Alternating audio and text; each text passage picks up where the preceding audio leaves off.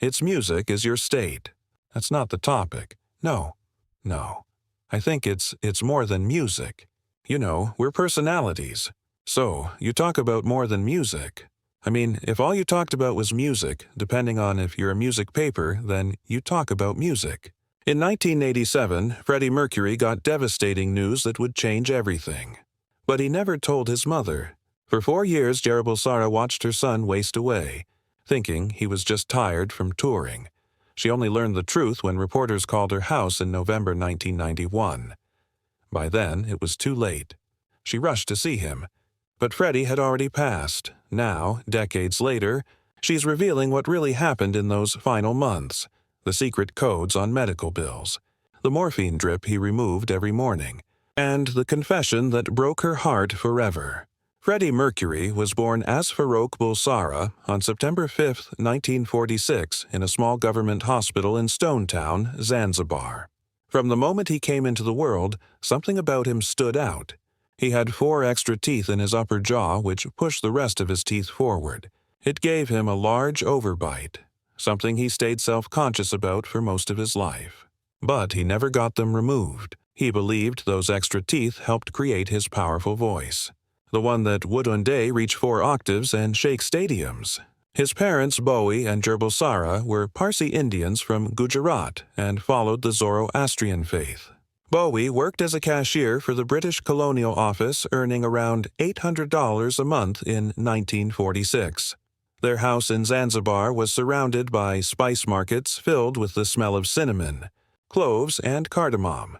In the middle of all this color and noise, young Farrokh began to discover his strange and special talents.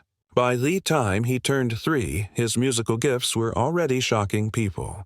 He would bang on pots and pans in rhythm. But the real surprise came when he started copying songs from the radio. He could mimic full melodies after just hearing them once. This wasn't just a kid humming along. His pitch and timing were exact. After the family got their first radio in 1949, he would sit by it 4 hours, soaking in everything from Indian classical music to British pop hits. Neighbors would come by just to hear him perform. At 7, he started piano lessons. But his teacher quickly realized he already understood music on a deep level, the kind most people took years to learn. That natural skill would one day allow him to write something as complicated and beautiful as Bohemian Rhapsody without even needing formal training. But Freddie didn't just love music. When he was only 5, he already had over 1,000 stamps in his collection. He got this hobby from his father and kept it up from age 9 to 12 with the kind of focus that surprised everyone. He arranged the stamps by color and shape, not by value, like he was creating little works of art on black album pages. His stamp book is now kept in London's Postal Museum. It had stamps from Zanzibar, Great Britain, Monaco, Aden, and other African countries. Years later, in 1993, the album was sold for a big sum of money, and all of it was donated to the AIDS charity set up in his name. But things changed fast when the revolution began. On January 12, 1964, when Freddie was 17, chaos broke out in Zanzibar. Thousands of Arabs and Indians were killed. The Bulsara family had to leave their home overnight. They packed only what they could carry and escaped to England, leaving behind their comfortable life in Stone Town. Bowie, once a respected office worker, now took a cashier job in London. Jur worked at Marks and Spencer. The sudden move from tropical Zanzibar to gray, cold England hit Freddie hard. He felt like an outsider, a refugee in a strange country. That feeling of being different would stay with him for the rest of his life. Even before all this, Freddie was a wild child. His mother called him very naughty. He would climb mango and coconut trees in other people's yards just to steal fruit. Not because he was hungry, but because he liked the thrill. In school, he would break the rules, perform for the class, and ignore the strict British-style education system. But he wasn't just a troublemaker. He loved putting on little shows for other kids and always cast himself as the star. When he was sent to boarding school in India at age 8, he formed his first band and quickly earned the name Freddie. That was the start of everything. Boarding school was tough. He was sent more than 3,000 miles away to St. Peter's in Panchani, India. From 1955 to 1964, he barely saw his parents. There weren't even phone lines to call home. He wrote long letters starting with Dearest Mother and Father, trying to sound cheerful, listing his school trophies and achievements. But deep down, he was lonely. He once said that being separated so long made him feel deeply insecure and that fear of being alone never truly left him. Even in school, he stood out. On March 1, 1959, when he was 13, he formed his first band, the Hectics. They performed Elvis songs during assemblies. Freddie played piano. One of his bandmates later said they only started the band to impress girls and that they weren't very good.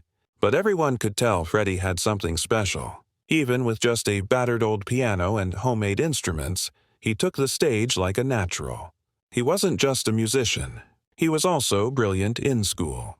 At age 12, he won a trophy for being the best all-round student. He was good at art, boxing, and even table tennis, but his teeth made him a target.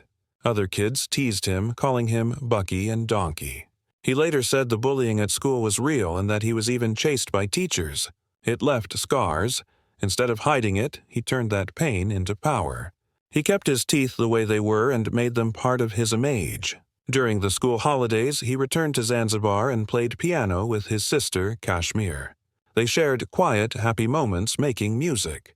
At school, his music teacher, Mr. Davis, would hold special evening sessions that included opera and poetry. Freddie soaked it all in. At just 12, he wrote his first song, Little Freddie. That was the first time he wrote something completely his own. Then came the revolution again. On January 12, 1964, the violence in Zanzibar exploded. Up to 17,000 people were killed. The Bulsaras escaped to England. Freddie had just finished his final year of school and arrived in Pelham with only a suitcase and his stamp book. Their new home had no central heating, and they had to learn how to light coal fires. He washed dishes and worked at Heathrow Airport while studying at Isleworth Polytechnic. His sister remembered him constantly sketching and listening to Jimi Hendrix. He felt completely out of place in England's cold and quiet suburbs. After a childhood in vibrant places, this new life felt gray and empty. In 1966, he joined Ealing Art College. While other students designed boring packaging, Freddie was focused on rock stars. He loved theatrical performers like Jimi Hendrix. He graduated in 1969 and later used his design skills to create Queen's famous crest logo. At Ealing, he started believing that becoming a rock star wasn't just a dream.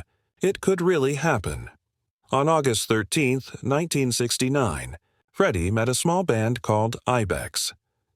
Just 10 days later, he performed with them for the first time. It was August 23rd, and the show was in Bolton. He only had one pair of trousers, one shirt, and one pair of boots, but on stage, people already called him the star. His bandmate said he was better at putting on a show than anyone else. Even though Ibex broke up just a few weeks later on September 9th, Freddie had found what he was born to do. After that, he sold vintage clothes with Roger Taylor at Kensington Market. They had very little money, but Freddie was always stylish. Roger later said they were always where the fun was. The market was filled with artists, hippies, and dreamers. Even Lemmy from Motorhead once said he sold drugs there. For Freddie, this place wasn't just a job. It was where he built his persona, piece by piece. Then came one last heartbreak. In 1969, he auditioned for a band and got rejected. They said his style was too much. He was told he was over the top. That same year, his next band, Sour Milk Sea, also broke up. Freddie was crushed.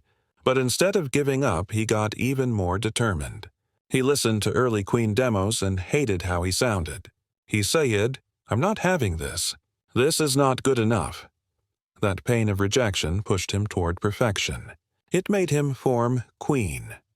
When Farrokh Bulsara walked into the flat that Roger Taylor and Brian May shared in Kensington in April 1970, something big changed. He wasn't just joining their band, Smile, as the singer. Right away, he renamed the group Queen, sketched a crest logo on a napkin, and told them they should dress like rock and roll royalty. At their first show on July 18, 1970 at Imperial College London, Freddie spun around nervously, lost his balance, and broke the lower half of his mic stand. Instead of getting a new one, he loved the way it looked and used that broken mic stand for the rest of his life. There were only around 150 people in the audience, but Brian May later said it was the first time he saw Freddie become a true star.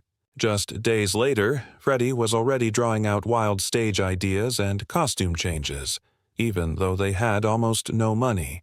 Those wild ideas would soon become a big part of what made Queen different. In March 1972, they signed a deal that nearly ruined them.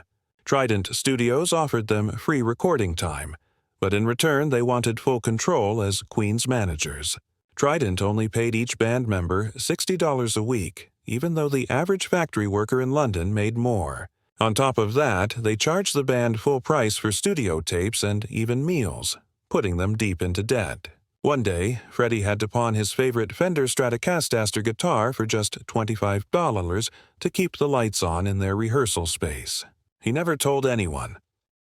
During a show in Liverpool, Freddie collapsed on stage during Stone Cold Crazy.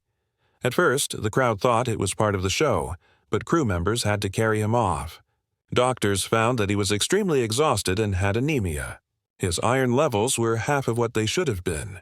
Even Brian May didn't know. Management told the public it was just the flu. But Queen quietly canceled the next night's show. Freddie came back 4 days later in Manchester, joking that even divas need refueling. After that, he became even more focused on getting everything perfect in the studio instead of wearing himself out on tour. On August 24, 1975, Queen started recording Bohemian Rhapsody City. By September 15th, they had layered over 160 vocal tracks for the opera section. They recorded so many takes that the tape started going see-through. Freddie's handwritten notes called for 14 repeats of Galileo and Figaro, and bassist John Deacon said, "One more Bismillah and the tape falls apart." Just the word Scaramouche took a full week to record. When EMI said the song was too long for radio, Freddie secretly gave a copy to DJ Kenny Everett, who played small parts of it 14 times on air. Fans went crazy, and EMI was forced to release the full version on October 31, 1975. It went to #1 within a month. Even though Killer Queen was a hit, the band was still broke. Trident kept their money in shell companies and paid them $60 a week. By March 1975, they owed $200,000 to their lighting crew. Brian May lived in a rented room, and Freddie's flat had damp walls. To help pay the $40,000 studio bill for their album, A Night at the Opera, Freddie pawned a ring and brooch from his mother for $12,000. Things got worse when their manager wouldn't even let John Deacon use $4,000 for a mortgage. Within days, they hired lawyers. If the album had failed, Queen would have been shut down by Christmas 1975. Freddie poured his anger into the song Death on Two Legs. The lyrics were so brutal that their lawyer warned about lawsuits. While recording the vocals in September 1975, Freddie sang so loudly he broke a 400 microphone. The engineer kept it as a souvenir. The lines like, "You suck my blood like a leech," were clearly aimed at their old manager. He sued, but they settled out of court. The band didn't name him in the credits, letting fans guess who it was. That song proved Queen was done playing nice. On October 29, 1976, Queen went to see a football match. As chants echoed around the stadium, Freddie got an idea for a song that would let the band sing back to the fans. That night he began writing, "We Are the Champions." Later,